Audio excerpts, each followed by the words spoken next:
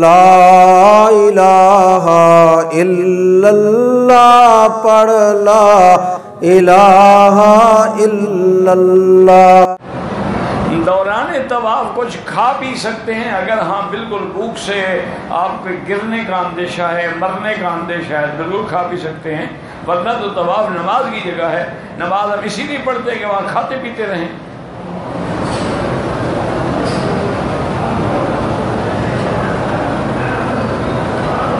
عورت خاوند کی اجازت کے بغیر طواف کر سکتی ہے۔ اچھا خاوند ہے جو اس کو نماز کے لیے بھی اجازت نہیں دیتا، طواف کے لیے بھی نہیں۔ فلم تو دیکھ sکتی ہے نا، بازار میں شاپنگ کے لیے تو جا سکتی ہے نا۔ انا للہ و انا الیہ راجعون۔ جادو ٹونے کا علاج جو ہے وہ سورۃ البقرہ ہے۔ سارے گھر والے بیٹھ کے سورۃ البقرہ پڑھو، دم بھی کرو، پانی پہ بھی دم کرو، سارے گھر میں وہ پانی بھی ڈالو، اور جس آدمی پر اثر ہو اس پر پانی ڈالو، وہ غسل کرے، انشاءاللہ 8 دن میں سب ختم ہو جائیں گے۔ حضرت علی مکے میں پیدا ہوئے تھے، خانہ کعبہ کا لفظ لکھا گیا، جیسے ہدیًا بالغ الکعبہ کہ قربانی کا جانور کعبے میں ذبح کرو، تم تو مینا میں ذبح کرتے ہو، اس سب کو کعبہ کہا جاتا ہے۔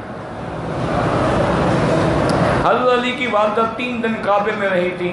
کیا تمہارے علاقے کے اندر جب عورت کے بچہ پیدا ہونے کا وقت آ جائے تم بھی اس کو 3 دن مسجد میں چھوڑ آتے ہو یا ہسپتال میں؟ کوئی عقل کرو، کیا کہہ رہے ہو؟ حضرت علی کی والدہ اتنی کم عقل تھی کہ جب بچے پیدا ہونے کا وقت آیا 3 دن آ کے کعبے میں ڈیرا لگا دیا۔ دیوار پھٹ گئی، سب جھوٹی قصے ہیں۔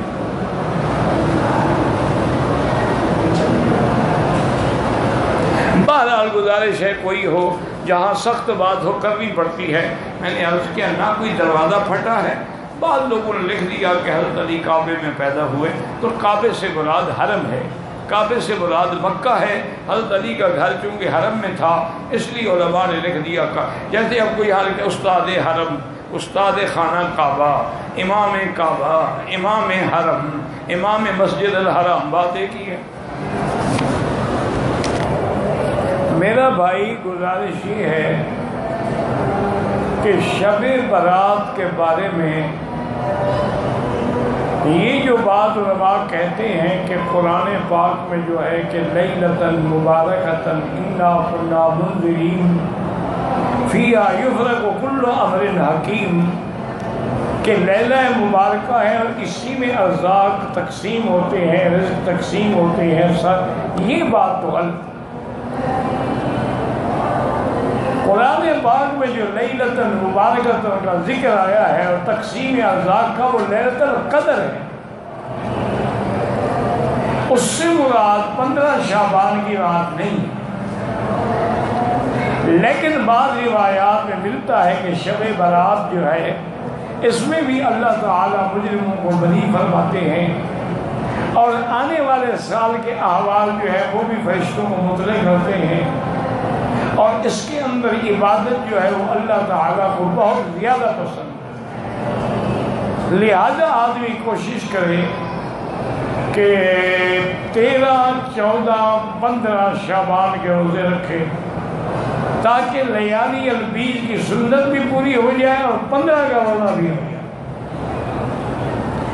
صرف ایک دن کے روزے رکھنے کا کوئی حکم نہیں، اور باقی اس رات میں جتنا اللہ توفیق دے، جتنا اللہ عبادت کرنے کی ہمت دے، اتنا ہی انشاءاللہ اللہ کے یہاں اس کی شان ہے، کیونکہ یہ ایک ایسا مہینہ ہے جس میں حضور سب سے زیادہ روزے رکھے تھے، اور حضور دعا کرتے تھے اللہم بارک لنا فی رجب و شعبان و بلغنا رمضان، یا اللہ ہمیں رجب و شعبان میں برکتیں عطا فرما اور ہمیں رمضان المبارک نصیب فرما۔